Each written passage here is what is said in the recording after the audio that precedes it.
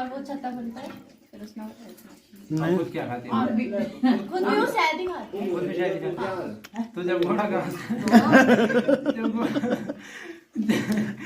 मुझे याद आ गया।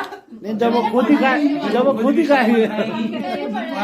हमारे भी शायद ही देगी तो हमारे क्यों देगी वो तो खुद ही खाएगी। वो फूलों से रस लेती है और ना। उसमें भी दानी मक्खी पता नहीं कितनी ना ना फिर ऐसे ऐसे कमरा बना रखा था।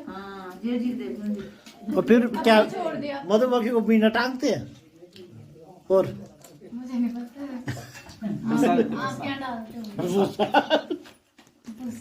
गुस्सा डालते ना नहीं डालते डालते हैं। तो बहुत लोग क्या खाते थे? वो खाती नेक्टर जो फूलों में जूस होता है ना वो लेती हूँ। अब मेरा ब्रेन खुल गया मैं नहीं किससे करवाया जाता काम? किससे? और